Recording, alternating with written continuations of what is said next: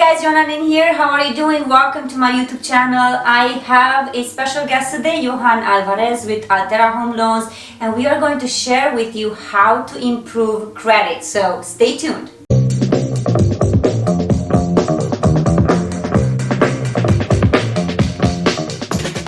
And welcome back, Johan Alvarez. Thank you so much, Yoana. Thanks for having me here. You're very welcome.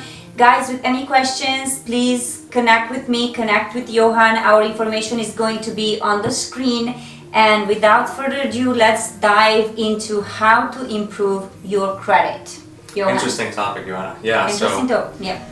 Everyone wants to know how to get ready to buy a house, right? Yeah. And how to obtain a mortgage. So the credit is definitely going to be one of those pillars that are very important to be able to qualify. So tip number one, there's a free resource, a free website that you can go to, and it's annualcreditreport.com. And annualcreditreport.com will allow you to see all of your credit history. It may not give you your score, but the important thing is that you understand what is on your credit. A lot of people, Yoana, don't know what's on their credit report. Mm-hmm. Can you believe that? Yeah. So knowing what's on your credit report, good or bad, is going to be the first step. So it's free. It's free, right? Yeah. And now with COVID, during this COVID time, you can actually access that information more frequently. I believe it's once a month that you can access it for free. It used to be once a year. So a very good resource to use. The first step that you want to do is reduce any balances to less than 50% ratio if possible. So take a look at the limit, take a look at your balance, reduce that balance to below 50%. If you could reduce it further to about maybe 25%, that'll definitely help your credit score increase. Mm-hmm. If you do have negative items on that credit report, you could also dispute it. If it's something that you're not aware about, maybe you have a name that's very common, it could belong to someone else, and of course you may not want to pay for debt that's not yours. So first step that you can do on that website is to dispute it. Now you do have to have some patience and some time because it could take a few days to have that resolved. I know this is going to be a sensitive subject, and I'm still going to ask because we do get this question fairly often. It's related to couples, okay. Divorce, what happens when you have cards in common, any advice from a lender's perspective as to what do you do if you are divorcing, let's say your spouse is paying things or not paying things, anything particular that the bureaus are looking at. I know that this is kind of going a little bit far, but just what do you see or what do you advise from that perspective? My recommendation is to have all of the debt and assets to be included in the separation agreement or in the divorce decree. That way it's very clear on a written agreement who's mm-hmm. taking care of what.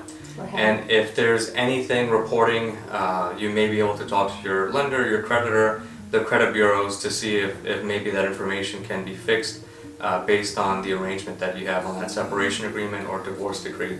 As a lender, if there was something that maybe was arranged, such as a vehicle or a property or credit cards that maybe one of the couples is taken care of and not the applicant, we have ways to exclude it as long as we have it in writing. So that's where that separation agreement and divorce decree is going to be very important.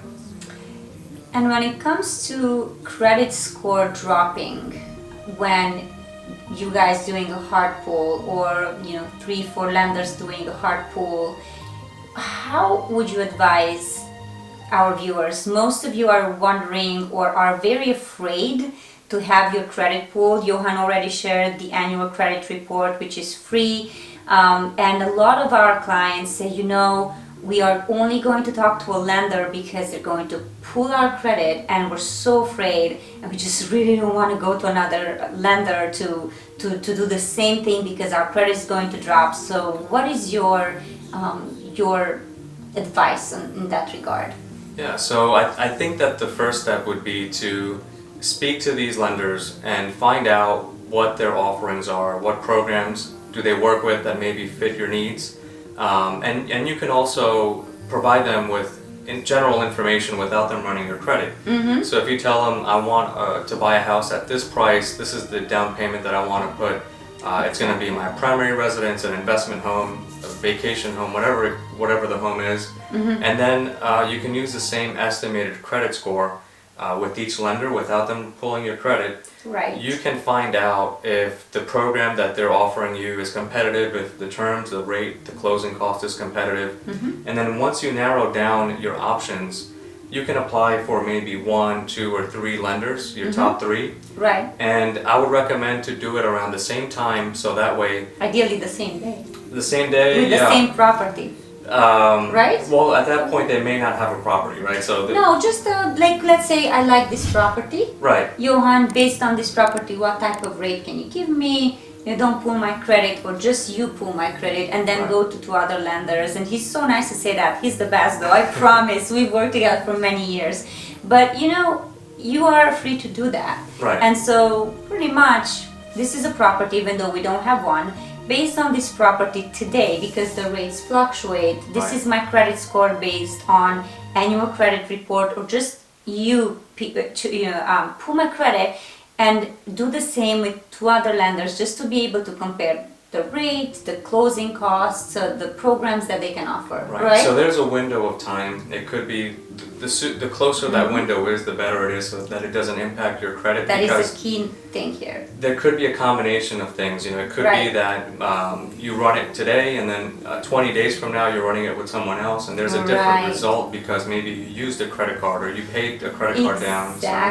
Exactly. But if, let's say, I was the buyer, and I wanted to purchase within the next 14 days, and if you pull my credit, and then I went to another lender tomorrow, and then to another one tomorrow, where do you usually see the credit drop? Is there a certain, like, 5 points, 10 points? People are afraid that their credit is going to drastically drop. Is that the case? No, I haven't seen any drastic decreases. We do hear a lot when people compare it with their credit card provider. So if they're looking at the FICO from a credit card or Credit Karma, those are not accurate. They're not going to be close. Sometimes they're higher, sometimes they're lower. In many cases, what we run is lower than what Credit Karma is saying, for example. But when it's multiple inquiries, if they're around the same time, we don't see any changes. Now there are times where the customer will say, oh, well, it was maybe 2 or 3 points higher when I ran it a few days ago. So it could be very minimal. It's very insignificant if there is a change because of the inquiry. It could be 5 points or something like that. It's not 100 points. Yeah, so this is the one thing that I really wanted you guys to hear, that you don't have to worry that much. And you can do the annual credit report, and then also you can go to several lenders, and ideally with the same property, and say, this is my credit score. But overall, when it comes to working on your credit, it's great if you're worried to just do the annual credit report, call Johan and say, this is what we would like to do. We would like to buy a house in this price point. This is based on the annual credit report, what our credit is, and just go from there. So and then work with him. He can definitely do the pool, and he can say, these are the items that you need to adjust. You need to pay this card and that card. It's going to be much more in depth than anything that you can do. So it's important to know what you have to do, because when it comes to credit score, a 640, for example, versus a 740 or a 750, what can they? Well, I guess what I'm trying to say is, if I didn't know anything about it, right? So I'm just a first-time home buyer, and I say, well, I have 640, but then I'm competing with someone that has 740, competing as to, there's multiple offers. What can they get? Is it like a much better rate? What's the difference between someone with 630 or 640 or lower versus 740? So there's a few things, Joanna, to keep in mind. So the first thing is that it's not just the score. Right, debt to income ratios and other things. The debt to income, the down payment. So if you're trying to do a low down payment option, all right, you're going to have mortgage insurance. Right. And if your credit score is below 680, that's where we notice where the mortgage insurance may be a little bit more expensive on a conventional loan, for example, which is right now the most competitive program. Based on the market, what we've been seeing, that the sellers, they want that conventional program or cash. Right. So remember 680. So 680 is that line in the sand where we see where If you're below that, then you may have to go into an FHA loan or USDA if the property is eligible for USDA.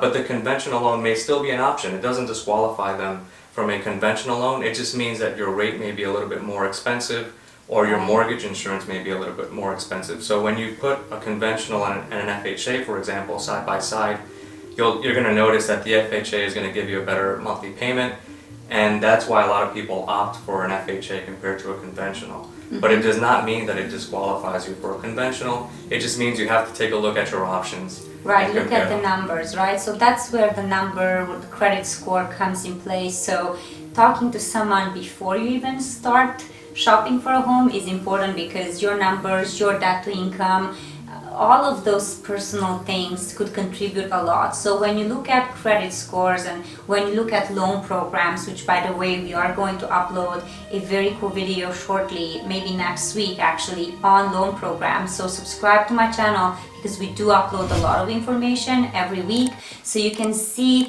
what's happening, what changed with COVID, what you can get with a 680 versus a 640 or a 620. Will that take you anywhere? I mean, there's a lot of you out there that have, maybe like I said, divorced or something happened and it's not even your fault, and all you might have to do is maybe work for 3 months on your credit score and be able to qualify and purchase a house, maybe with a conventional loan, right?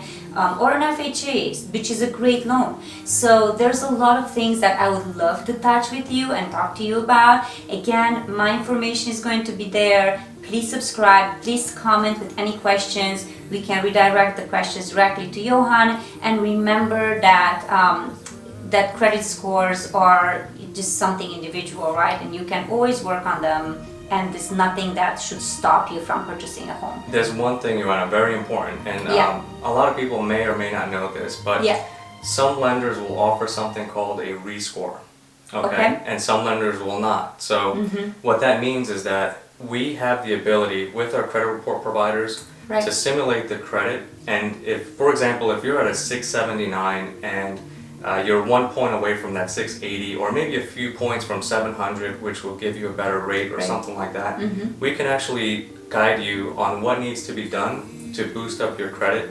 And as long as you take those recommended actions and do so, we can get your credit rescored, we can improve the terms of the loan, the interest rate, the mortgage insurance, so that when you do have that closing, you're happy with better terms and your credit score has increased. That is very great information. Thank you very much. Yeah, my pleasure. Thanks for watching. Subscribe. The button is right there. All of our information is there. And with anything else, we are here to answer all of your questions. Take care. Bye. Thank you.